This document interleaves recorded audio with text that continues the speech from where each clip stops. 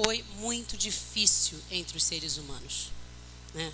Quando o cachorro late, é mais fácil a gente entender o que ele quer do que quando uma pessoa diz alguma coisa, né? A gente interpreta até o latido do cachorro mais fácil. Quem tem animal sabe disso. Ele está latindo porque quer ir à rua, está latindo porque está com fome, está latindo porque está estranhando alguém.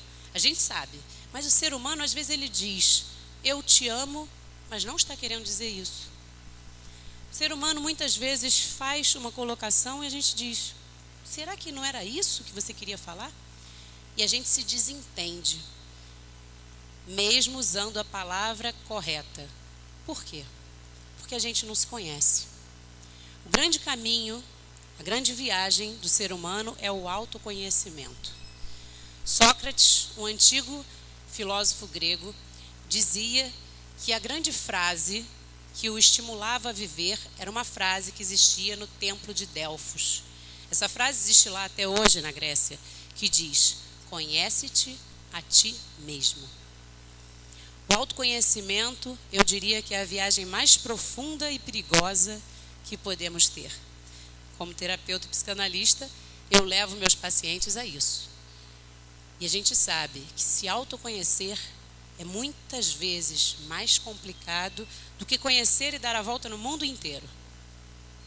Por quê? Porque a gente entra dentro de um caminho que a gente não sabe onde vai dar. Mas para a gente se autoconhecer, a gente tem que conhecer um pouquinho da natureza humana, certo? E a natureza humana não é simples. Por quê? Porque a natureza humana, ela começa dependendo do outro para viver. Ora, um bebê humano é inútil, né?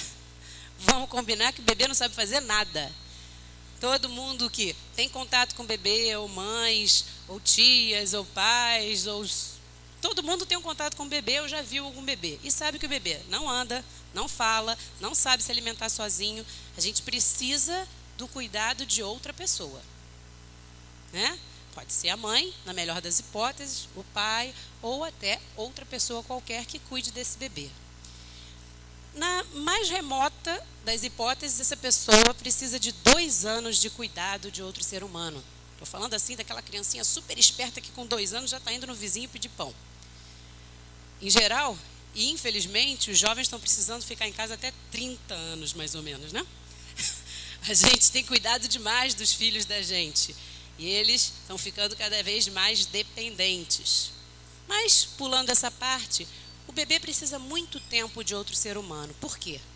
Porque a nossa constituição, como seres humanos, precisa de um espelho. Se não houver alguém que nos cuide e que também nos leve a perceber que somos humanos, nós não fazemos essa referência. Existem histórias que talvez vocês conheçam, como de Amala e Kamala, que eram meninas lobo, que viveram no grupo de uma alcateia, obviamente, de lobos, e que uivavam, comiam carne crua, né, e se comportavam como lobos. Por quê? Porque nós precisamos de humanos para percebermos que somos humanos. E além disso, a criança depende muito tempo dessa alimentação. Digamos que numa situação ideal, essa criança tem a mamãe que o alimenta, né, com o seio materno e lhe dando o melhor dos alimentos, que é o leite. Ora, nesse movimento, olha como a natureza é sábia. Ela faz essa mãe amamentá-la enquanto a abraça. O seio da mulher não é feita no pé nem nas costas. Até que no cotovelo hoje em dia era bom, né? Para as mulheres que trabalham, né? Que aí você dava aqui um mamá e digitava no computador. Mas não é assim, não. O seio é feito à frente do corpo, de maneira que você tem que se dedicar integralmente àquilo. Você tem que parar o que você está fazendo para amamentar. Você tem que abraçar aquela criança. Mas se a criança não vai poder ser amamentada pela mãe, vai ser amamentada por uma mamadeira. De qualquer maneira, quem for alimentar essa criança vai abraçá-la. Olha que lindo isso. A natureza nos dá alimento e acolhimento junto. Então a gente aprende desde cedo que alimento e amor estão unidos. Porque para a criança, a interpretação desse acolhimento, desse aquecimento é amor, é cuidado. Né? E normalmente, quando somos saudáveis, ao abraçarmos e amamentarmos uma criança, nós falamos baixinho, fazemos carinho nessa criança, dizemos a ela o quanto a amamos e ela vai sentindo todo esse envolvimento. Ora, isso acontece mais ou menos de 3 em 3 horas, porque o estômago da criança é pequenininho, então ele esvazia rápido e aí ela tem que ser alimentada de novo. Isso faz uma marca mental que se repete muitas vezes durante o dia, durante semanas, durante meses. Então, durante muito tempo, essa criança entende que amor e alimento vêm juntos. Isso é um sobe e desce. Olha, a gente tem satisfação quando é alimentado e insatisfação quando a gente evacua e fica sem alimento com fome. Então, o ser humano aprende desde cedo que satisfação e insatisfação é um movimento contínuo. Isso está marcado na mente de todos nós aqui. Não é à toa que ao longo da nossa vida, quando a gente está insatisfeito, quando a gente está triste, quando a gente está com problema, a gente vai para a comida. Né? É muito rápido. Estou insatisfeito. Sei lá, se tivesse uma coisa gostosa. Aí a gente vai para o chocolate, que é fácil, vai para um docinho, né? Salgadinho. Aí cada um escolhe o que lhe apraz. Mas a gente corre para a comida. Por quê? Porque a gente lembra lá atrás que satisfação tem a ver com alimento. Quando a gente faz uma comemoração, o que a gente pensa? Na comida. Não é à toa que é comemoração. A gente está feliz, a gente quer comemorar, a gente quer fazer uma coisa boa, a gente faz uma festa, a gente compra o quê? Um bolo. A garotada se reúne e faz o quê? Brigadeiro de panela. Por quê? Porque a gente está feliz e a gente quer reproduzir aquela sensação de satisfação que a gente tem na infância, de amor e de alimento. É interessante, mas nem sempre é saudável, porque a gente às vezes fica muito insatisfeito e aí vai muito para a comida, né? Ou vai para outros recursos de coisas que nos trazem uma satisfação, como? Aí vai, adolescente vai para o chiclete, para a bala, para o pirulito, alguns roem unha, né? O outro rói o esmalte, alguns comem cabelo, tem de tudo. Né? E as pessoas mais velhas muitas vezes vão para outros prazeres. Cigarro, bebida, tudo aquilo que eu consumo através da minha boca e me traz uma satisfação. Sabe qual seria o movimento saudável? A gente chegar quando a gente estava bem satisfeito, para o primeiro ser humano que a gente encontrar e falar assim, me dá um abraço. Isso é satisfação. Era você poder pedir um abraço, porque normalmente a gente está insatisfeito por falta de amor, por falta de acolhimento, por falta do outro entender a gente. Mas se de repente eu passei por alguém que não me entendeu, seja meu marido, seja meu filho, seja meu irmão, você vai encontrar um ser humano no seu trabalho que é legal, pede um abraço para ele. O seu afetivo agradece. Criança abraça fácil, né? Às vezes você está no elevador, vem uma criança e te abraça as pernas. Você não entende nada, mas ela quer abraço, ela abraça. Ela não tem vergonha. A gente vai crescendo, a gente vai ficando envergonhado. A gente vai esquecendo do nosso lado afetivo. E o adolescente precisa tanto de abraço. A palavra adolescer significa adoecer. Não que a criança fique doente, mas ela está em trânsito. Ela está num momento muito complicado da vida dela. A criança, ela é integral, né? Tudo nela funciona organicamente de forma perfeita. O adulto deveria ser também. Mas o adolescente, ele está em trânsito. Os hormônios estão em ebulição, o corpo está esquisito, alguns ficam muito altos, muito magros, outros ficam gordinhos durante um tempo, mais do que deveriam ficar, e aí se estranham, a cara enche de espinha, e etc, etc, etc. E as emoções? Ficam alucinadas. Porque com tudo isso eu me olho no espelho e quero o padrão da mídia, mas eu não sou o padrão. E por mais que a minha mãe diga, por mais que os professores me expliquem que eu tenho que me aceitar como eu sou, que eu tenho que ser... O adolescente não entende. Ele tem padrões, ele tem exemplos e ele quer seguir. Então ele está muito insatisfeito. E nessa grande insatisfação, ele vai buscar correndo alguma coisa para satisfazê-lo. Só que ele não é mais aquela criança que a mamãe dá um chocolate e um pirulito e fica contente. Ele é curioso. Ele quer descobrir as coisas por si mesmo. E ele não vai perguntar para a mãe ou para o pai o que ele vai fazer. Ele vai perguntar para os colegas. Hoje em dia, qualquer festa de 13 anos tem bebida rolando solto e pai e mãe permitindo. E não é cerveja, não. Vodka é o mínimo. Eu dou aula em 2 grandes colégios do Rio de Janeiro. E uma das decisões, a minha grande decisão ao escrever esse livro foi o pedido de uma coordenadora. Ela falou, você tem que fazer alguma coisa. Eu não aguento mais atender pais desesperados de filhos que com 13 anos têm coma alcoólica. Por causa de festinhas que eles fazem entre eles. Às vezes o pai e a mãe nem sabem, eles chamam de social. Fazer uma social. Vai reunir 3, 4, 6, 10, não importa. E eles levam vodka. É muito fácil criticar, falar mal, dizer que é absurdo, brigar com eles. Ora, pensa bem.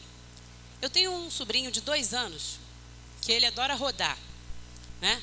Ele fica rodando lá e olha para o teto. Com certeza, pela lógica, o teto deve rodar e ele acha isso engraçado. Ele tem 2 anos. Por que um adolescente de 13, 14 não vai achar legal beber alguma coisa e ver a festa rodar? É claro que vai achar legal. Como é que ele não vai achar legal ficar desinibido diante das meninas ou dos meninos quando ele é envergonhado? Por quê? Muitas vezes a bebida vem para soltar essa insatisfação que ele tem e ele chega nos outros. Os outros riem dele, bota foto no Facebook, não é isso? E isso movimenta a vida social. E o adolescente precisa ser reconhecido pelo grupo. Mas o que eu digo a eles é assim, vamos parar de mentir, vamos parar de dizer que droga é ruim, porque adolescente não é burro. Você chegar para o adolescente e falar assim, olha, droga é ruim, se afasta. Mãe e pai têm mania de dar essas broncas. Não adianta falar isso. Se fosse ruim, que nem cocô, ninguém chegava perto.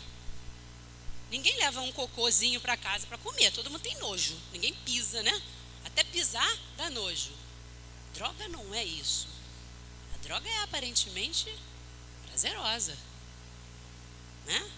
Bebida alcoólica, eu brinco com eles, vem como?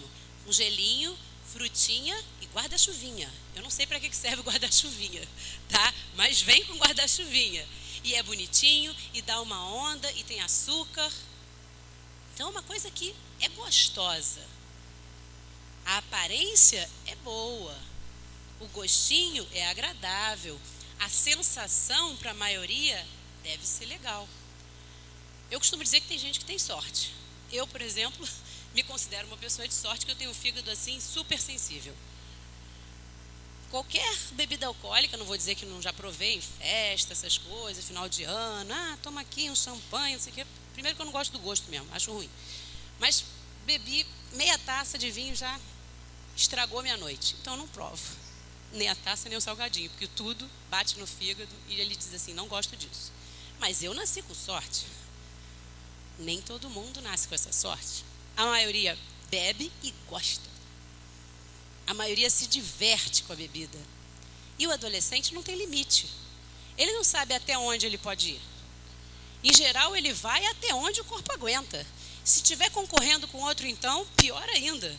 Os meninos são terríveis com isso, né? Vamos ver quem bebe mais. Aí 1 copo, 2 copos, 3 copos. Quando vê, coma alcoólica. E não tem bula.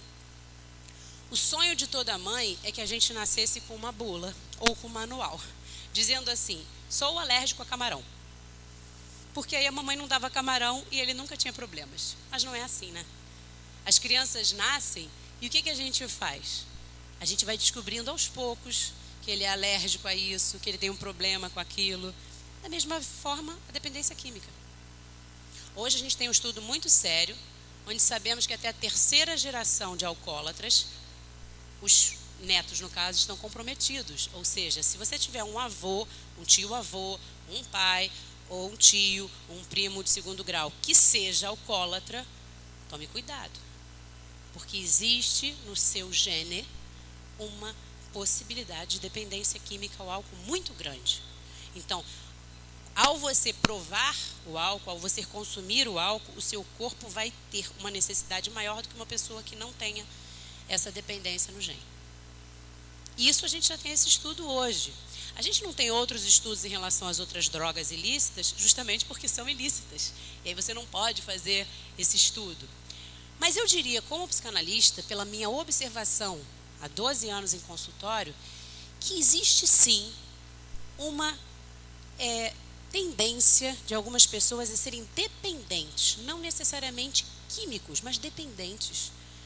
Às vezes uma mãe ou um pai que é dependente até de um remédio, que é uma droga, essa criança também vem com essa dependência química.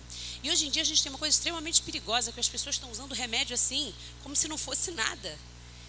Eu recebo crianças na escola com necessaire, com paracetamol, com dipirona, liberada na mão de uma criança. Nós que somos da área médica sabemos que se você tomar remédio para dor de cabeça toda semana, o seu corpo fica comprometido, seu organismo reage àquilo. Não é à toa que se chama drogaria, é um lugar onde vende drogas. E as pessoas consomem remédio como se fosse água. Me dá um remedinho aí, me dá não sei o quê, peraí. Teu corpo não foi feito para isso, não. Mas a indústria farmacêutica é milionária, né? Não vamos esquecer disso, né? Então, quanto mais anúncio de venda de remédio, quanto mais inventarmos que nossos filhos têm TDA, e aí vai enfiando remédio na criançada que começa a resistir a isso e acha que usar drogas é normal. Porque se eu uso uma droga para curar qualquer coisa, eu posso, quando eu vou para a academia, começar anabolizantes também, né? Porque não tem problema. E é isso que eles fazem. O discurso dos meninos e meninas que estão fazendo academia hoje é: tem que tomar. Aí cada um tem uma coisa: creatina, albumina, não sei, vai, come ovo. A albumina está na clara do ovo. Come a clara do ovo. Por que você tem que comprar a albumina? A creatina, com 18 anos você não precisa de creatina nenhuma, você está cheio de GH no corpo. Mas eu sou um consumista. Eu quero consumir tudo o que está fora de mim. E eu aprendo isso com a mídia porque isso dá muito dinheiro. Né? Então há um perigo muito grande nesse consumismo e nessa banalização do uso de qualquer substância química. Porque se eu posso colocar dentro de mim drogas do tipo paracetamol, dipirona e anabolizante, por que eu não posso consumir álcool, maconha e cocaína? Quando eu quiser eu paro. Não é assim o discurso? Só que o nosso organismo é uma máquina especial. Mas ela tem um funcionamento que não depende necessariamente do meu querer. Né? A gente fica gripado, adianta falar: não, sai gripe, eu não estou afim. Ela te deixa com dor, ela te deixa baleado. Se você tiver uma boa alimentação, você até reage melhor a ela. Mas não vem, o vírus não te ataca? O teu corpo não sente isso? E por que o uso de drogas seria diferente? Bom, a gente pode falar do que realmente a droga mexe. Eu não acho que ela mexa com a ideia das sequelas que ela traz para o corpo. Isso todo mundo sabe. Os adolescentes são muito informados. As escolas costumam fazer esse trabalho. Né? Tanto faz se a escola pública ou a escola privada, elas fazem esse trabalho de conscientização.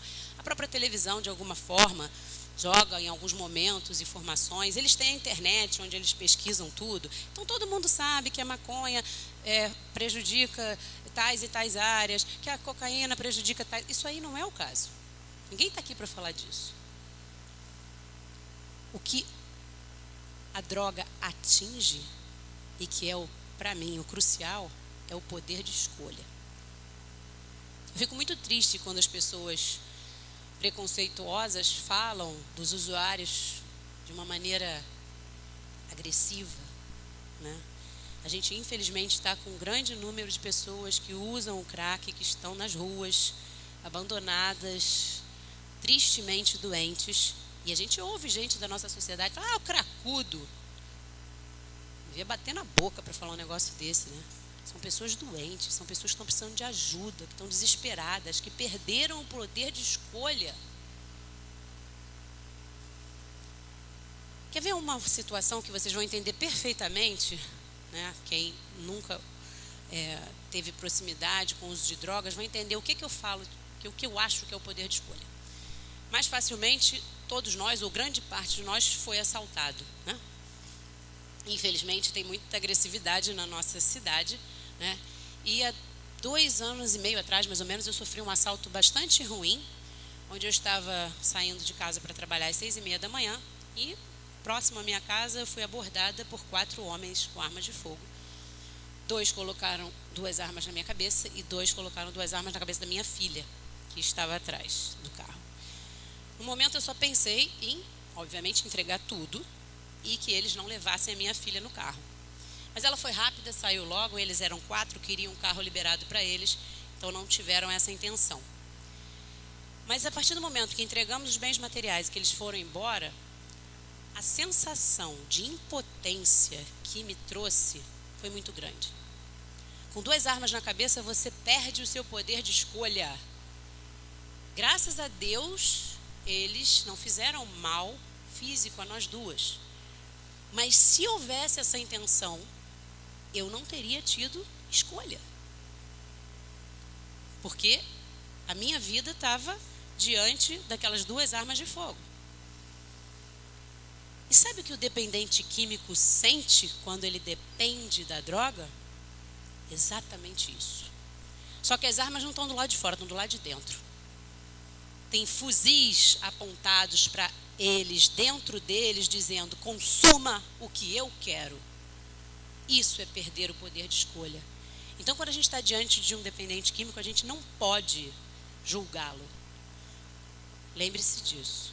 Essas pessoas têm armas dentro delas, dizendo para elas que elas têm que consumir o que o corpo deseja. E isso é muito triste. Vou passar para vocês um pedacinho de um vídeo, de um filme chamado Hacking for a Dream. Diogo está aí, Diogo? Diogo, você pode colocar para mim? Obrigada.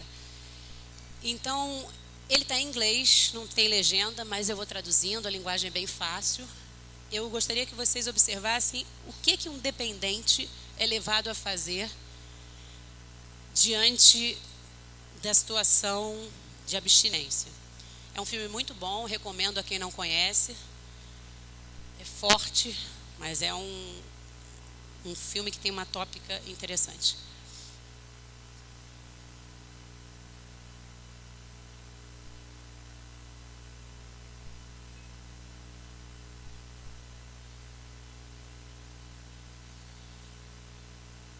Essa é a sensação que a droga provoca no corpo. Acho que está sem som, Diogo. Voltou. E ela diz: por favor, não leve a TV de novo. Mas mãe, eu vou te devolver daqui a algumas horas. Você sabe que eu devolvo. Mãe, você está querendo me deixar bolado, culpado por quê? Ela já sabe que ele vai roubar a televisão, vai vender e ela vai ter que comprar de volta. Ela amarrou a televisão com cadeado. Tá vendo, mãe? Você quer que eu quebre a televisão ou você quer que eu quebre o radiador?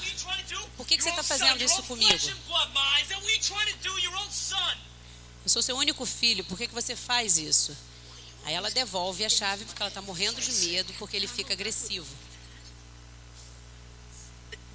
Ela diz: não, filho, eu fiz isso por causa dos ladrões, não é por causa de você. Então por que você não sai daí, mãe? Sai daí. Ela está morrendo de medo dele. Você sempre faz isso, mãe. Você me faz eu me sentir mal, né? Ao mesmo tempo que ele quer vender a televisão, ele se sente culpado do que ele está fazendo. Ele sabe que é a diversão da mãe dele. Mãe, ele pede para ela sair, né? Porque ele está se sentindo mal. Sai daí, mãe, por favor. Mas ela está morrendo de medo, ela não vai sair. E ele quer buscar a droga, então não vai ficar esperando muito, não. E ela diz para o marido falecido, né, como se estivesse conversando sozinha: ele vai melhorar, e isso é só uma fase. Ele vai melhorar, eu tenho certeza, ele é um bom menino. É a esperança de toda mãe independente. E esse é o início do filme. Ele se junta com um amigo que obviamente tem sempre um bom amigo, entre aspas, para acompanhar nessas coisas. Passa na frente das vizinhas que já viram essa situação.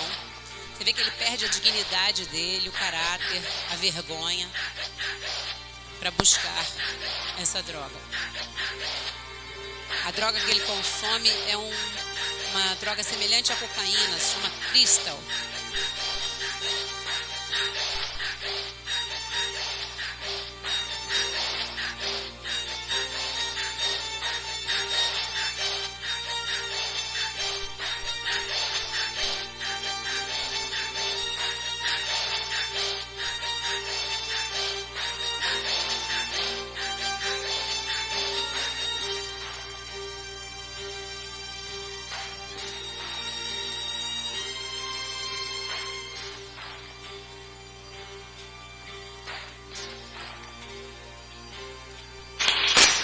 Ele vende a televisão e o vendedor fala para ele: por que uma mãe precisa ter um filho assim? E ele vai consumir a droga e vai sentir exatamente essa bobeira de ficar rindo do nada, uma alegria temporária e muito passageira, porque daqui a pouco acaba tudo, vem a depressão e a vontade de usar de novo. E aí tem que ter dinheiro para isso. Bom, agora a gente vai para uma segunda parte da nossa conversa, onde eu vou contar para vocês uma história verídica de uma pessoa muito próxima a mim. O nome desse rapaz é Mau Leão. Ele nasceu em 20 de março de 1972. Mau era de uma classe média, boa, bem estruturada, pai médico, mãe professora, 3 irmãos mais velhos, menino super feliz. Nasceu nessa família muito bem acolhido, bem tratado, e assim foi vivendo lindamente os seus 2 primeiros anos. Com 2 anos, Mau teve a sua primeira frustração. Seus pais se separaram. Ora, na década de 70, separação não era uma coisa falada de uma maneira tão natural como hoje, onde os pais preparam as crianças, conversam, tem uma abertura maior, né? Não, na década de 70 era uma vergonha, principalmente para a mulher, ter esse título de separada, divorciada. E a mãe de Mau sentiu isso como era de costume. Ficou muito arrasada, muito triste. Mau tinha 2 anos. Uma criança de 2 anos quase não pergunta sobre o que acontece, ela sente o que acontece. E assim foi com Mau. Ele sentiu uma coisa estranha, uma insegurança dentro de casa. O pai só via nos finais de semana. A mãe ficou muito triste pelos cantos. E a sensação de insegurança dentro da família foi grande. Mas criança vai vivendo de acordo com o que lhe é dado, e ele foi vivendo. Mas ele sentia muita tristeza quando a mãe ficava triste e ficava pelos cantos da casa, meio que sozinha, deprimida. E aos poucos, tem pessoas que fazem esse processo, ficam tristes, deprimidas e começam a somatizar e ter doenças. E era o que acontecia com a mãe de Mau. Ela ficava doente, ia para o hospital, internada. E as crianças tinham que ficar com outras pessoas da família. Ora, como o pai trabalhava o dia todo, tinha que ficar com a avó, com a tia, porque eram 4 crianças. E não é assim que você pega 4 crianças, né, e administra, levar para a escola, fazer tudo. Então, o que acontecia em geral? Os 2 filhos mais velhos ficavam com a avó e os 2 mais novos, incluindo o Mau, ficavam com uma tia. Mas Mau não gostava dessa situação, porque ele tinha medo. Como criança, ele não entendia que ele estava temporariamente sem a mãe. Ao longo dos anos, isso se repetiu algumas vezes. E já com 5 anos, Mau ficou muito insatisfeito e, conversando com a irmã mais velha, mostrou o seu medo. E ele disse: irmã, pensa bem, e se a mamãe morrer? E criança promete coisa para criança, né? A irmã, contando com 9 anos, disse para ele: não, a mamãe não vai morrer, ela está só doente. Tá, mas e se a mamãe morrer? A gente vai ficar separado, porque o papai não vai poder ficar com a gente, a mamãe não vai estar mais aqui e ninguém vai poder ficar com os 4. A gente vai ser separado para sempre. E a irmã prometia mais uma vez: não, se a mamãe morrer, eu fico com todo mundo. E criança, acredita em criança, ficava por aí. E mal foi crescendo, pelo menos com essa promessa.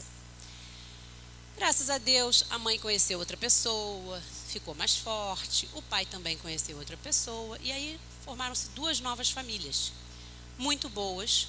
Mal agora tinha mãe, pai, padrasto e madrasta, que o adoravam e que o mimavam, porque ele sendo caçula, né, sempre a madrasta adorava brincar com ele para agradar o pai, e o inverso também, o padrasto também, né, adulava o caçula para agradar a mãe. Mal estava feliz. Mas aos 7 anos ele teve sua segunda frustração. A mãe tem um neném em junho e a madrasta outro em agosto. No mesmo ano, aos 7 anos, que é aquela idadezinha crítica, que a criança está começando a perguntar os porquês da vida, ele perde o seu reinado de caçula. A gente sabe que numa família, o mais velho tem sempre uma certa autoridade sobre os irmãos, né? Uma responsabilidade maior. O caçula é o mimado. E o pessoal do meio? O pessoal do meio é o pessoal do meio, né? Não tem, assim, uma função totalmente específica. E Mal, que era o caçula, de repente virou do meio. Diante de 2 lindos bebês que estavam chamando a atenção não só do pai, da mãe, do padrasto, da madrasta e dos irmãos mais velhos também. Tá. Na vida a gente tem que passar por frustração. E ele passou por essa. Mas demonstrando uma insegurança, demonstrando um certo ciúme exagerado. A mãe percebia, ele voltou a fazer xixi na cama, tinha medo das coisas, uma insatisfação que era maior do que a dos outros irmãos, muito ciúme. Mas quando você tem muitos filhos, você interpreta as coisas assim mais ou menos, né? E vai tocando a vida. E agora ela tinha 5 filhos, não dava para ficar parando para achar, não, faz xixi na cama porque ainda não aprendeu, vamos lá, leva de noite, tem medo do escuro, e vai vivendo. Mas a mãe estava atenta, e ela via que Mal tinha um ciúme exagerado, uma insegurança muito grande, mas era muito inteligente. Só tirava nota boa na escola, mal estudava. Fazia questão de fazer os deveres de casa no ônibus escolar, só para chegar em casa e implicar com os irmãos, dizendo que já tinha feito tudo, que agora podia brincar. Ele percebeu uma saída em sua inteligência, sendo implicante, sendo alguém que chamava a atenção por essa implicância. E ele ganhava, de alguma forma, a visibilidade que ele queria. Porque ou você chama atenção pelo lado bom, ou você chama atenção pelo lado não bom, né? E criança é assim. Tem criança que faz de tudo para apanhar, né? Que é para a mãe ficar atenta, olhar para ela. Mal fazia isso. Mas como era coisa de garoto, maroto, tudo bem. Mas com 14 anos, a mãe falou assim, esse garoto é muito esperto, muito inteligente, quase não perde tempo para estudar, porque tira a nota boa, né? E não precisa ficar em casa fazendo muito exercício, estudando, se esforçando como os irmãos faziam. Só que com 10 anos, você só quer fazer o quê? Brincar, ver televisão. Mas com 14, você já vai começar a ter outras ideias. Então a mãe, inteligentemente, arrumou para ele um trabalho onde ele trabalharia 4 horas por dia, era tipo um emprego de trainee, aprenderia um ofício num banco e poderia estudar na parte da manhã sem problemas. E ele gostou da ideia. Por quê? Ele estava aprendendo um ofício e ele ganhava o salário, como era da classe média, não precisava ajudar nada em casa, o salário era todo para ele. E aí ele podia comprar as coisas que adolescente gosta de comprar, né? Roupa de marca, som, ele adorava festa. Mal era muito festeiro, então ele comprava muitos CDs, depois comprou um som para fazer festa para os amigos no Play, uma alegria só. Tudo bem. Só que dinheiro na mão te dá o poder de comprar o que você quer. E já contando com 15 anos, numa das saídas do trabalho, um amigo um pouquinho mais velho falou para ele, vamos tomar uma cerveja, tá calor. Não bebo não. Que besteira, cara, tu já é um homem. E aí começou aquela provocação. Por que não? E aí o adolescente não gosta de ficar para trás, né? Por que não? Foi e bebeu uma cerveja. E qual é o problema dele? Gostou. Adorou. Calor, cerveja geladinha, Rio de Janeiro. Adorou. E como todo adolescente, não fica na primeira, vai para a segunda, vai para a terceira. Mas, naquele primeiro dia, 2, 3 cervejas, estava bom, voltou para casa, ninguém percebeu. Mas isso começou a se tornar uma rotina às sextas-feiras, saía do trabalho e começou a criar uma resistência em relação a isso, até o dia que ele tomou um porre. Aí chegou em casa, a mãe sentiu o cheiro, foi em cima, brigou, falou. O que adolescente faz quando não quer ouvir bronca? Promete. Né? Então ele prometeu, não mãe, é a última vez, não vai acontecer mais, tal, não vou fazer. E a mãe acreditou. Só que ele tinha o dinheiro dele, ele trabalhava e não precisava nem pedir para a mãe. E ele continuou, obviamente, bebendo. Nesse caminho ele começou a ter maus resultados na escola. E a mãe foi chamada na escola porque ele estava dormindo em sala de aula, porque ele estava desatento, porque ele tinha sido agressivo com o inspetor. O comportamento dele foi mudando. Só que a mãe não tinha feito a ligação porque ela não achava que ele estava usando cerveja, assim, né? Ela achou que era da adolescência. Adolescente, está ficando revoltado.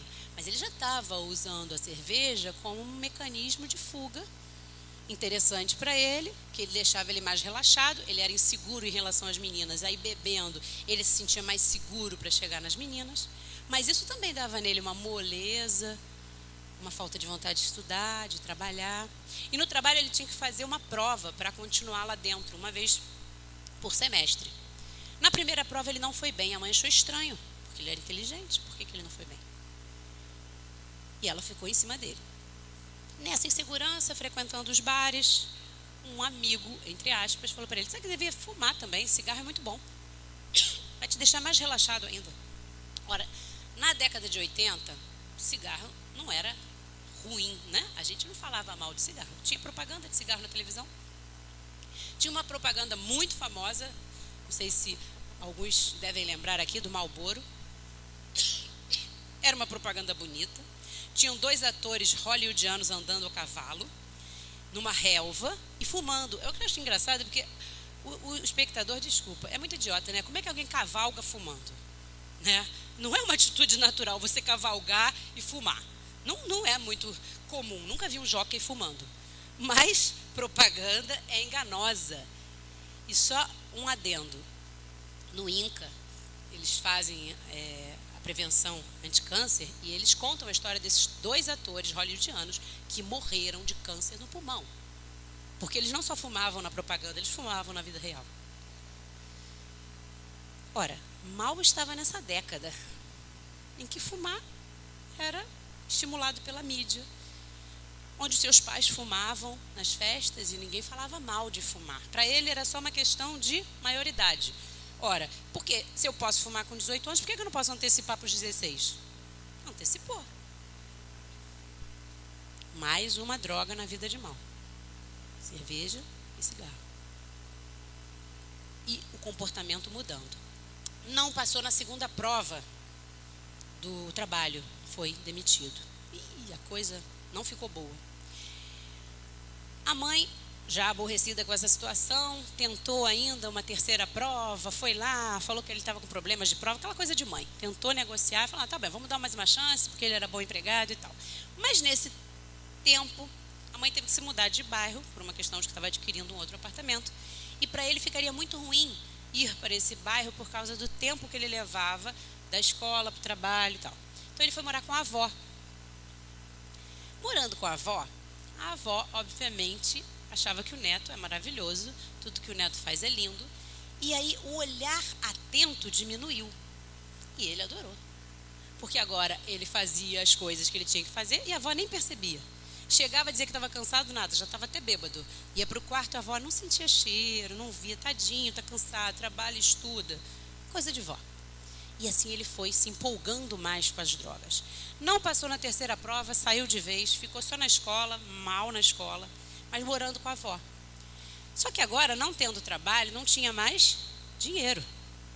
Só que o vício já estava estabelecido. E aí começou a usar o dinheiro da merenda, o dinheiro da passagem, para comprar o que ele queria.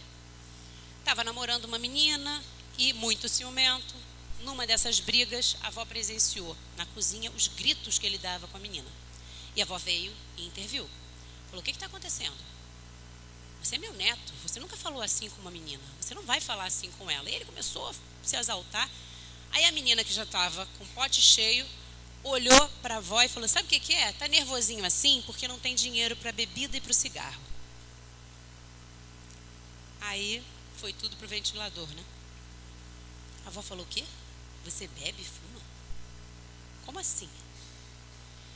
A garota, que já estava mesmo doida para acabar aquele namoro, foi embora.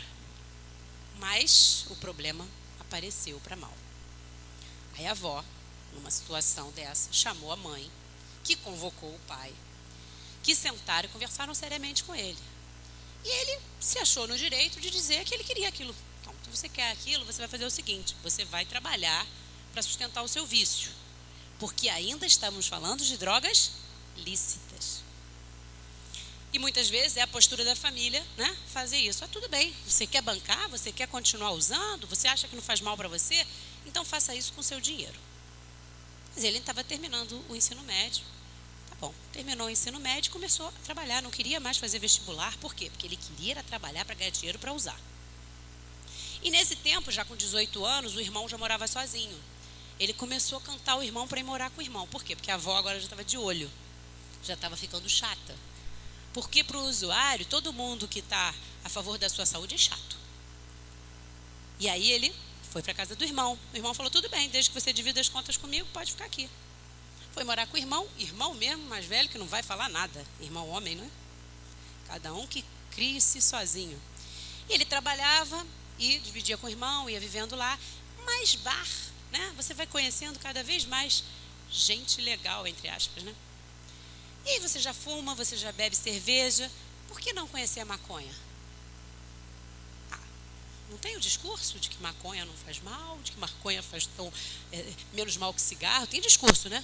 Com certeza é o discurso de usuário. Mas, como a gente sabe, a primeira vez alguém te dá para você provar. E ele ganhou. Ganhou, por que não? E começou a usar maconha também. E isso vai trazendo um monte de problemas. O irmão percebeu, chamou atenção, mas não se meteu muito. Falou para ele: você não está fazendo coisa boa. Por quê? Para comprar cerveja e cigarro, você compra no bar da esquina, no posto de gasolina. Mas a maconha você não compra ali. Você começa a se expor a pessoas perigosas. Você não só está se expondo aos traficantes e bandidos, mas como você está ali diante da polícia, que era extremamente dura em relação ao usuário. Naquela época, muito mais fortemente do que hoje, que existe uma política até de compreender melhor o usuário do que o traficante, né? Há uma diferença hoje clara nessa atenção, mas naquela época tinha não, apanhava mesmo. E mal começou a passar por esse medo e por essas situações porque ficou dependente. E foi vivendo. Mas a vida dele começou a ficar instável demais, porque ele precisava de cada vez mais dinheiro e não conseguia empregos bons. Porque ele também não estava legal, e aí ele começava a faltar ao trabalho, era despedido, e foi um rolo. Uma insatisfação atrás da outra, uma insatisfação atrás da outra. O que levou a vida dele? Obviamente, a mais situações degradantes. Até que numa festa de família, sumiu o dinheiro da bolsa de uma tia. Ninguém sabia quem era, colocaram a culpa no pessoal do buffet, porque o pessoal do buffet era desconhecido, e ficou assim mesmo. Numa segunda festa, dentro do mesmo mês, sumiu o dinheiro da carteira de um cunhado. O irmão não era bobo, estava nas festas também e começou a sacar aquilo. A família ficou desconcertada, mas ninguém ia acusar ninguém. Mas o irmão chegou perto dele e falou: foi você, né? Aí pronto, rejeição total. Como assim? Você dizendo que sou eu? Tudo que eu faço agora é mania de perseguição, né? Mania de perseguição, de achar que ele é o infeliz. Aí se afastou da família. Não quis mais ir às festas da família, coisa que ele adorava. Mas ele deixou de ir às festas da família porque ele estava se sentindo rejeitado. E a família, de alguma forma preocupada, começou a cercá-lo para ver por que ele não estava mais indo às festas, porque só o irmão sabia, só o irmão tinha chegado em cima dele. E nessa insatisfação incrível, né, ele estava sempre buscando saídas não boas. Tá bom, passaram-se alguns anos. O pai e o padrasto, percebendo que ele estava muito insatisfeito, muito triste, falaram: não, vamos dar uma chance para ele. Vamos fazer um tratamento, uma terapia, né? O pessoal da família dele, católica, vamos levá-lo para a igreja de volta. Era um menino que participava de crisma, de encontro de jovens, está precisando de gente boa em volta. Aí começaram a dar um monte de soluções. E o padrasto falou assim, bom, vou fazer o seguinte, ele estava precisando investir um dinheiro, vou comprar um apartamento, um quarto e sala para você morar e você construir a sua vida, porque com seu irmão você já está tendo atritos, o irmão já estava prestes a se casar, a cunhada não queria morar com ele, aquela situação. Tá bom, o padrasto deu o apartamento para ele morar, né? Obviamente cedido, né? Não botou no nome dele, mas colocou o apartamento para ele morar e o pai pagava as contas básicas, condomínio, gás, luz, e ele só bancava a comida e vestuário. Para ver se ele engrenava, a família queria que ele voltasse a estudar, porque ele era muito inteligente e um dos sonhos dele era ser professor de literatura. Então falaram, pô, vai estudar, vai escrever, a coisa que você gosta. Tá bom. Passaram-se 6 meses, a família crente que ele está crescendo. Mas tinha alguma coisa estranha nas atitudes, ele estava cada vez mais agressivo, muito agressivo. Mas as pessoas achavam que era uma revolta, porque ele era uma pessoa muito crítica, etc. 6 meses depois, a administradora do condomínio liga para o padrasto de mal e diz assim, olha só, o senhor tem que pagar os condomínios que estão atrasados. Assim, condomínio atrasado não é possível. Ligou para o pai de mal. Vem cá, você não ficou responsável por pagar os condomínios? Sim, eu pago todo mês. Mas então você tem que me mandar os recibos, porque eles estão me cobrando. Ah, os recibos estão com mal. Você entrega os recibos para ele? Não, eu dou o cheque para ele, ele paga as contas. A charada foi matada naquele momento. Aí, reunião com mal, padrasto e pai. O que está acontecendo? Cadê os recibos do condomínio?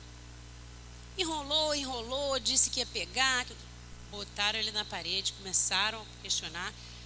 Aí ele abriu, falou, eu gasto com drogas. Como assim com drogas? Eu estou usando cocaína.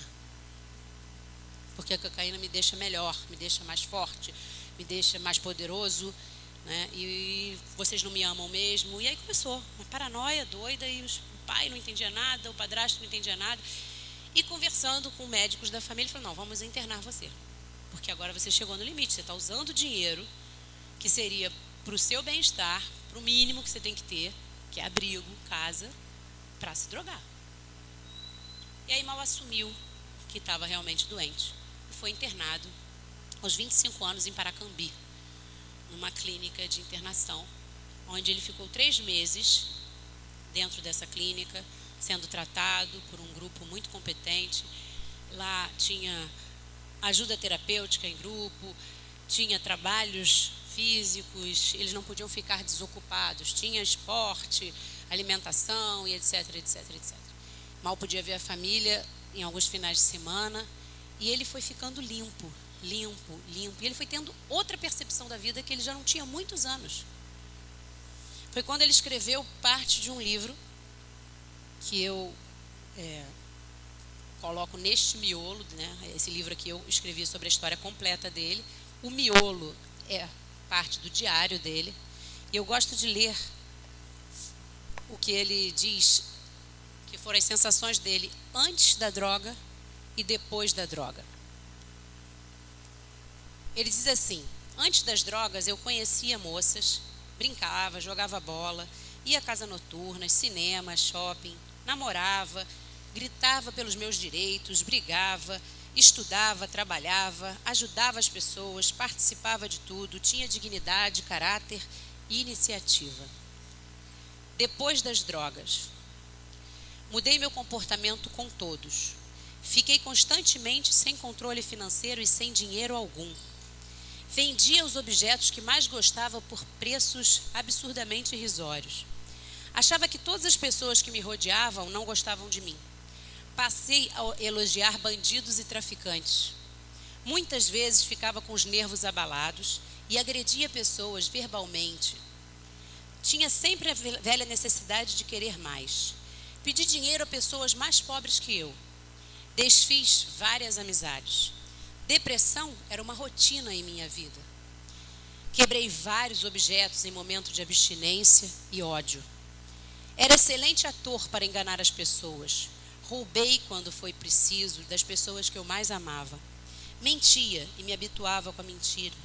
Odiei a polícia, quando esta devia, na verdade, ser amada por mim. Não consegui me expressar com as pessoas, estava sempre agitado e ansioso. Isso é só uma parte da descrição do que ele foi sentindo dentro da internação. 3 meses depois, Mal estava limpo, feliz, contente. Saiu outra pessoa, decidida a pegar a vida dele de volta. A mãe, mais contente ainda, né, o recebeu em sua casa. Ele voltou a morar com a mãe. Ele começou a estudar para o vestibular, sozinho. Passou para o UFRJ, letras, literatura e português, que era o seu sonho. A família estava renovada.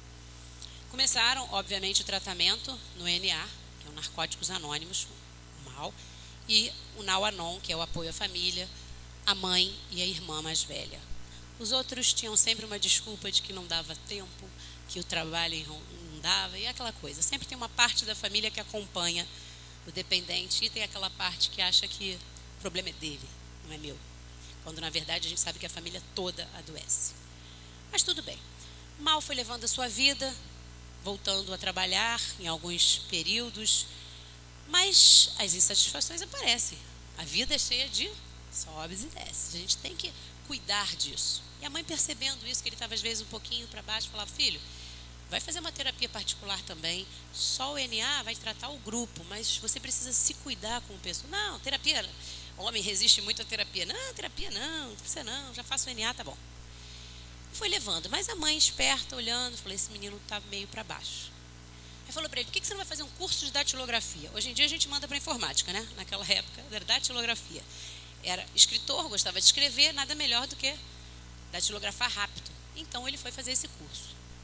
Mas ao longo do curso a mãe percebeu que ao descer a rua, ela morava de frente, ele não pegava para o lado direito, onde era o ponto de ônibus. Ele pegava para o lado esquerdo, passando pelo posto de gasolina.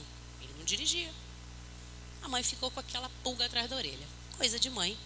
Desceu um dia e foi falar com o frentista, que era amigo dela, né, que ela botava gasolina ali, e falou: vem cá, por que meu filho passa aqui, quando na verdade ele tem que ir para o outro lado? Ele vem comprar cigarro, porque o cigarro ficou permitido ainda dentro da própria clínica de internação. Não, ele vem aqui trocar o seu cheque. Trocar o meu cheque? Como assim? O cheque que a senhora pede para trocar? Não, não peço para trocar nada. Como a senhora é nossa cliente, a gente troca. Aí a mãe ficou arrasada. Esperou ele chegar em casa, sentou, falou: vem cá, tá trocando meu cheque por quê? Ele começou a chorar.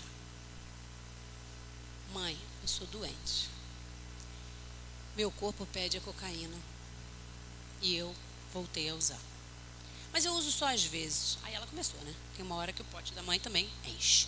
Falou, e ele começou a chorar, foi pro quarto.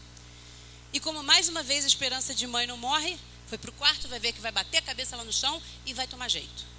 Mas passou 1 hora, 2 horas, 3 horas, 4 horas, esse menino não sai do quarto. Não era de dormir de tarde. E a mãe foi ver. Quando chegou lá, estava caído no chão. Tomou uma caixa de comprimidos de calmante tarja preta da mãe. E aí sai correndo para o hospital, chama a ambulância, leva para lavagem estomacal, risco de morte, mas sai dessa.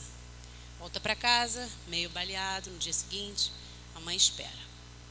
Depois de 2 dias, a mãe chega para ele e fala assim: olha só, você tem que se tratar. Mas ele tem uma reação inesperada, ele começa a ficar muito nervoso e diz: mãe, olha só, eu não tenho que me tratar, eu tinha que morrer. Eu não sirvo para nada, eu sou uma porcaria na vida de vocês. Eu não consegui, depois de tudo que vocês fizeram por mim, depois de todos os tratamentos. Vocês acreditam em mim, mas eu não consigo. A droga me chama, mãe. Eu não tenho como sair disso. Eu queria acabar com esse sofrimento, morrer mesmo. E nem isso eu fui capaz de fazer, mãe. Nem me matar eu consegui, eu sou uma droga.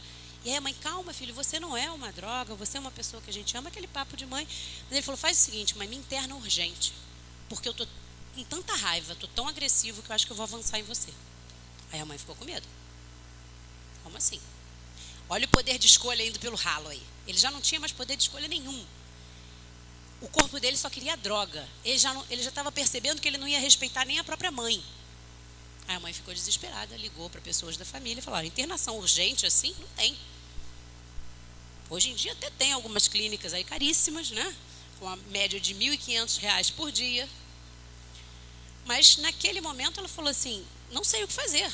E aí uma pessoa da família falou: Pinel. Instituto Pinel, Rio de Janeiro, fica na Urca, né, na Praia Vermelha. É um instituto que recebe pessoas assim com casos bem graves. Não é um tratamento VIP, né? É um tratamento bem padrão. Eu fiz estágio lá. A psiquiatria te recebe com uma dose de Aldol, já que você é caracteristicamente uma pessoa agressiva, né? Alguém que está em abstinência é agressivo. E se é cocaína, é agressivo mesmo. Então, Aldol é uma substância química que é injetada na sua veia e você perde tudo. Controle motor. Você tem uma ideia? A língua da pessoa cai para fora da boca. Nem a língua você consegue manter dentro da boca. E foi assim que Mal foi recebido no Pinel. Só depois de alguns dias ele pôde receber a visita da família. E, obviamente, ele estava envergonhadíssimo, porque ao lado dele tinham pessoas sem famílias, dementes, loucas mesmo. Tinha um que andava pelado no pátio e a enfermeira ficava atrás dele para botar o roupão. Tinha outro que não se podia chegar perto do bebedouro quando ele estivesse perto, porque ele batia com a cabeça da pessoa no bebedouro. Então, ele estava vivendo uma situação que era totalmente distante da verdadeira estrutura familiar que ele teve a vida toda. Mas ele conheceu uma moça que também era ex-viciada em cocaína. E quando a pessoa está assim completamente instável, ela se apaixona, né? Ele se apaixonou, porque ele se identificou com aquela pessoa e ela com ele. E saíram de lá, depois de um mês, com um projeto de morar juntos. A família falou: que isso? Você mal conhece essa pessoa, como é que você vai morar junto com uma pessoa? Não, a gente vai se amparar, um vai ajudar o outro, nós dois vamos para o NA juntos, nós vamos nos ajudar. Só que também a família às vezes já está tão cansada de tantas tentativas que fala: beleza, vamos acender vela para santo, né? Para ver se dá certo. E deu força. Não preciso dizer que uma semana depois eles estavam se matando dentro de casa, né? Sem calmante, sem psiquiatra, sem ninguém para controlar a abstinência dos dois, que voltou com toda a força. Aí ele queria voltar para a casa da mãe. A mãe falou: não, agora quem não quer sou eu, com medo. Aí alugou uma vaga para ele morar, um quarto na casa de uma pessoa. Aí ele sentiu que aquilo ali era horrível. Ele falou: gente, minha família toda no Rio de Janeiro. Ele ficou uns dias até isso acontecer na casa da irmã, mas já era casada, tinha filho. O marido da irmã, o cunhado, já não queria a presença dele ali o tempo todo. Então aquela situação que vai se fazendo e a pessoa vai se sentindo mais rejeitada. Ele foi morar na vaga e ele sentiu que ele não era feliz.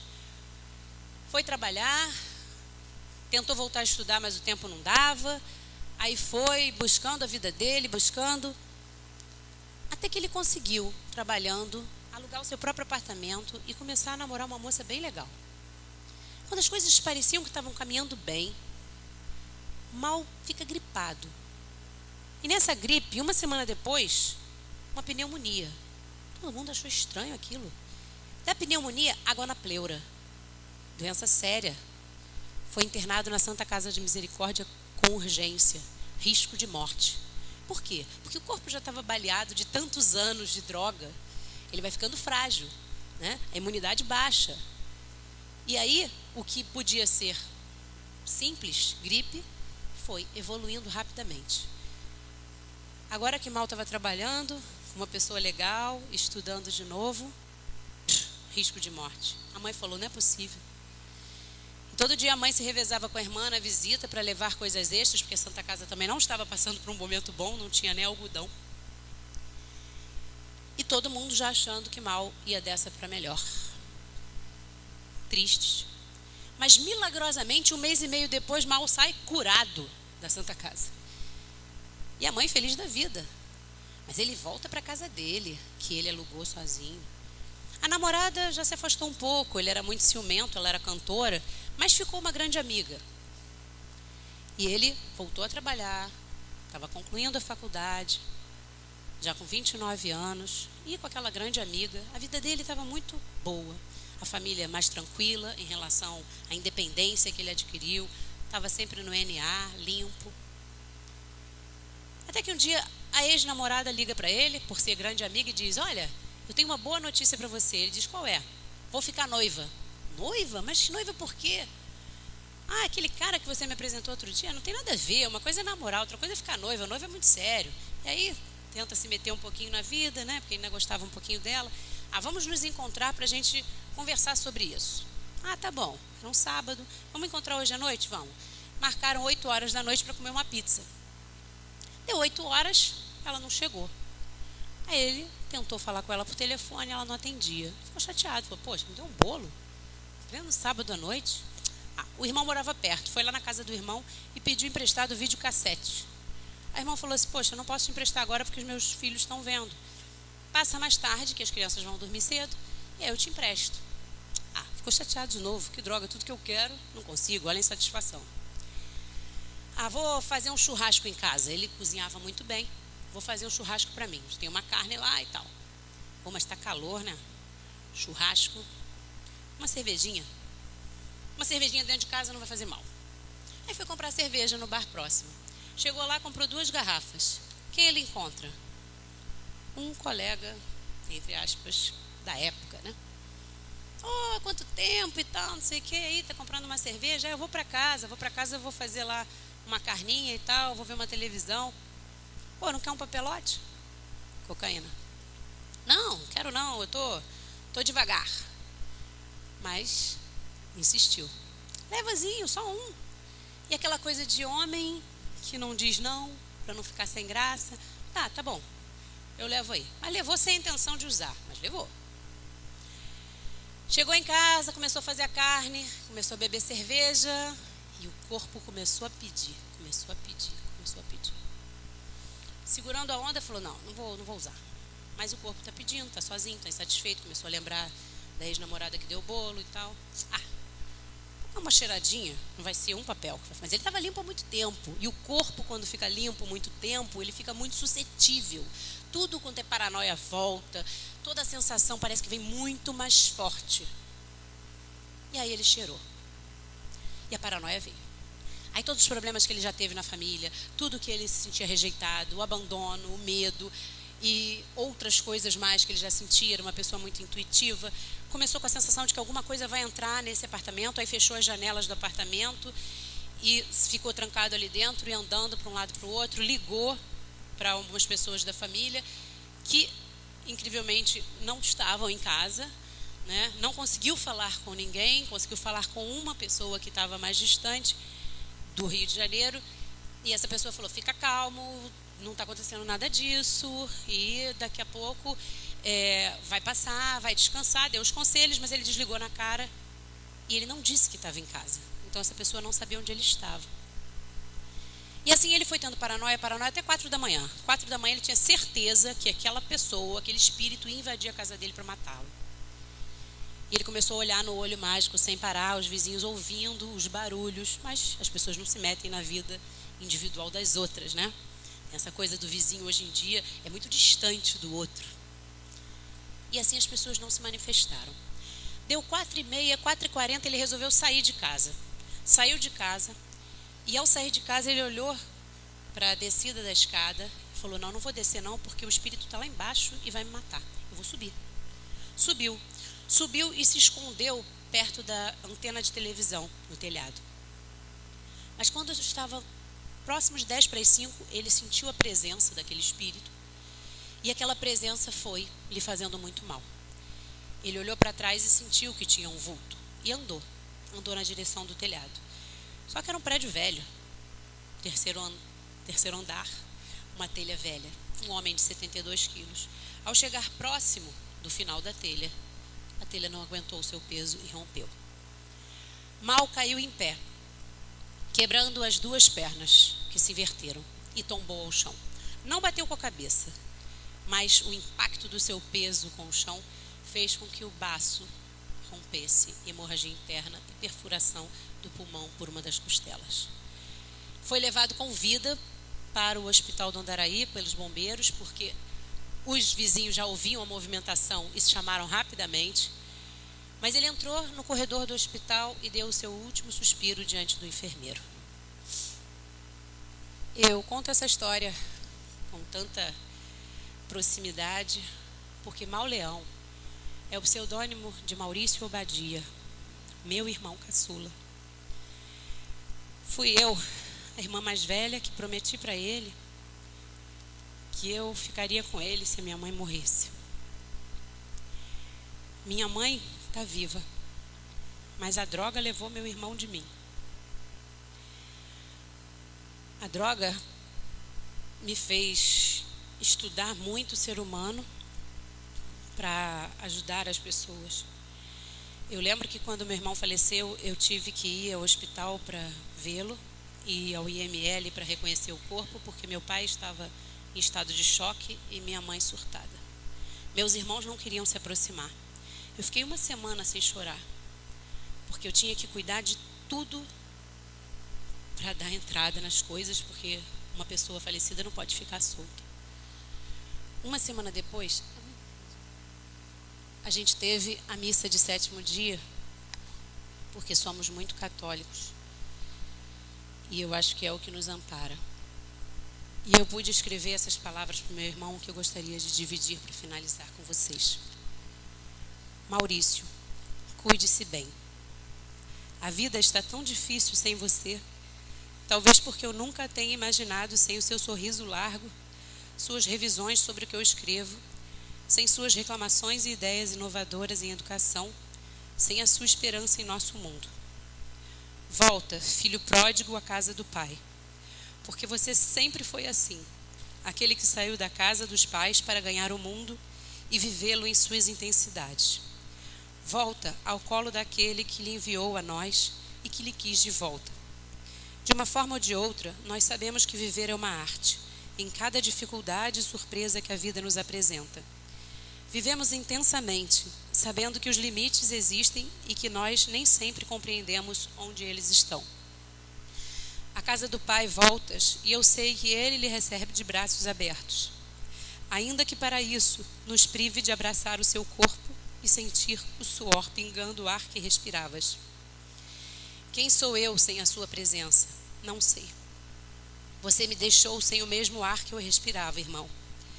Porque agora esse ar entra diferente com a falta que sinto. Mas isso faz parte do ciclo que precisamos aprender. Sua falta transformou a todos nós que tínhamos a sua presença, cada um à sua maneira. E aceitamos, como Maria disse o sim, o fato consumado em nosso coração, em nosso limite de criatura, para crescermos na direção de uma humanidade mais consciente de suas ações e pensamentos. Mal, você me calou mais, para que eu pudesse ouvir atentamente o que o mundo diz.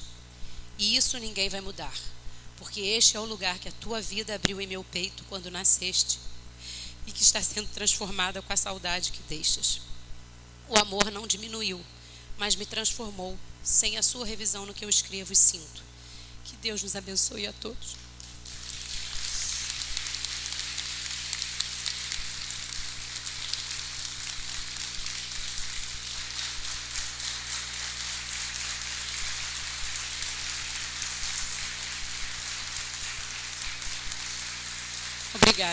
Obrigada.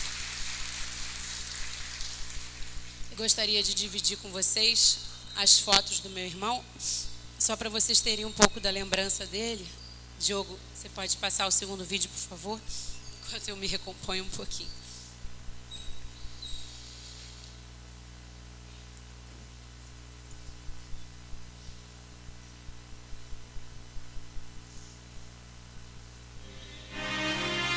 Não está aparecendo aqui.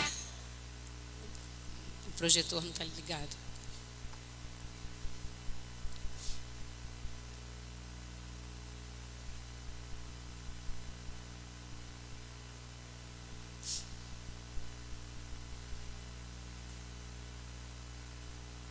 Agora foi.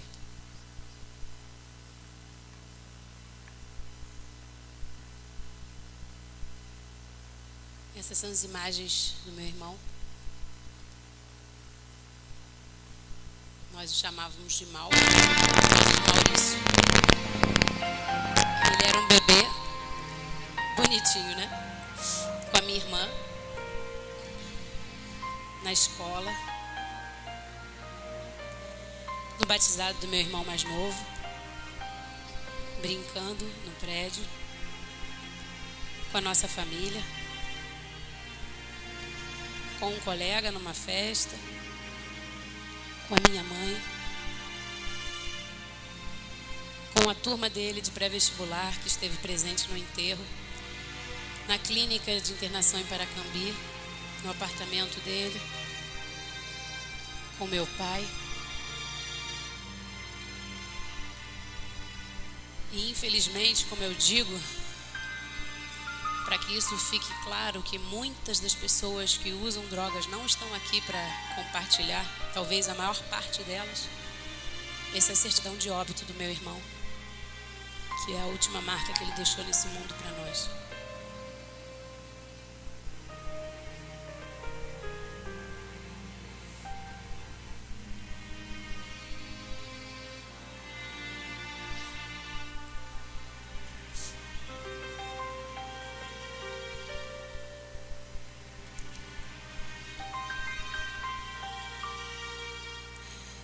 Quero agradecer muito a vocês pela generosidade de me ouvir e dizer para vocês que esse trabalho tem sido feito, ainda que dolorosamente, porque é difícil não reviver ao final essa história, mas que eu tenho tido muita resposta positiva com a leitura desse livro. É claro que no livro eu sou mais detalhista, a repercussão que isso teve na mídia, minha mãe foi chamada até na Xuxa para dar entrevista, foi para os jornais porque foi um caso assustador e gritante, mas isso não importa. O que importa é que hoje, cada jovem que pega esse livro entra em contato comigo para falar de sua experiência. Hoje tenho mais de 2.000 seguidores no Facebook e no Twitter, também tem bastante gente dizendo suas experiências. Muitos dizem, olha, parei, não uso mais desde que li o seu livro, dei o seu livro para um colega e ele ficou com receio, não usa, não se chega perto, e isso é o que faz a minha vida andar para frente mais do que todos os projetos que eu tenho. Eu sou muito feliz de usar a minha dor para salvar mais pessoas, porque dentro do que eu acredito no cristianismo, a gente tem como meta a cruz, né? Que eleva e que abraça. E a minha parte nesse mundo é continuar abraçando os seres humanos, que são a parte que Deus deu a nós. Amém. Obrigada.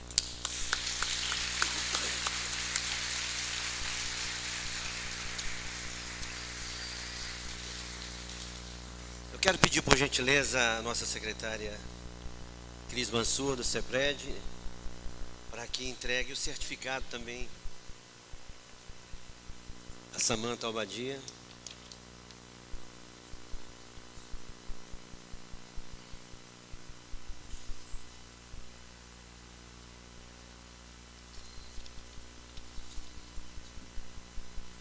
Por favor, o pessoal da comunicação.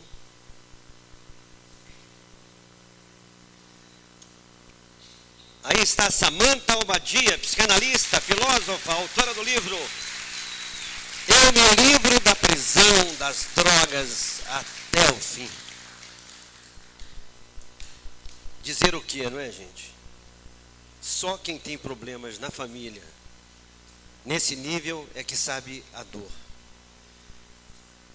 Eu quero pedir ao grupo, aliás, antes registrar aqui e agradecer desde já as presenças do Dr. Luiz Otávio Cotias, representantes da OAB Cabo Frio, e também nós temos aqui presentes já Marilu Siminá, Jaqueline Silva, a Amanda, a Daís e a Sueli, do curso técnico de enfermagem da Ferlagos. Muito obrigado pela presença, gente. Muito obrigado mesmo.